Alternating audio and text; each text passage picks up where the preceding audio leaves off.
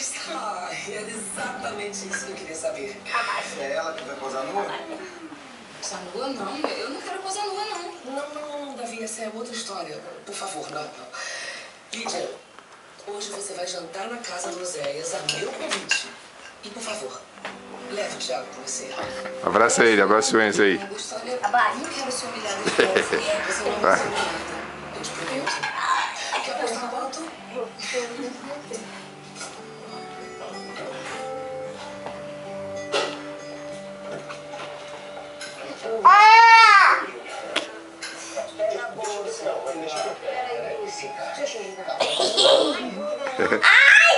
Devagar, Nicolas.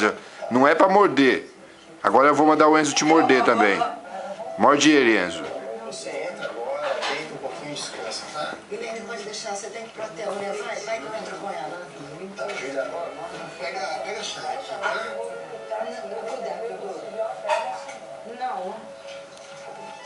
Julia, qualquer coisa... Nicolas, você curtiu um jeito parado? Mãe, descansa, hein? Tirar foto.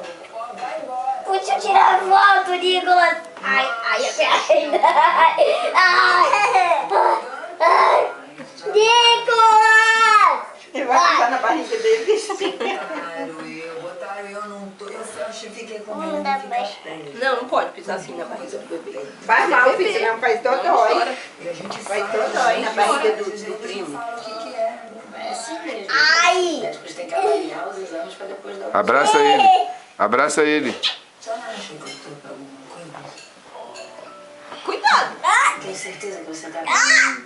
Mas se você Tá mordendo? você trata. Não.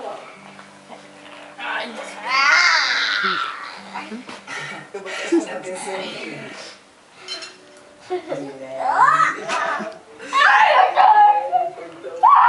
Assim não, fica de frente, senão você vai machucar ele. Nicolas, eu não posso Nicolas. Morde as costas dele, Enzo. Morde as costas dele, Enzo, vai. Oi? Morde as costas dele. Eu gosto muito. Ai, Nicolas, eu não tô vendo ninguém. Posso ir? O porquê da reunião?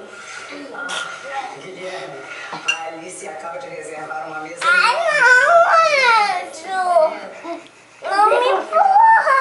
Você tá amassado. Bem-vindo, bem-vindo. Mãe. O jantar noivado uma filha. Lá. Muito bem, um candidato. Mas uma candidata, então. O que é isso? Parte da sua plataforma eleitoral.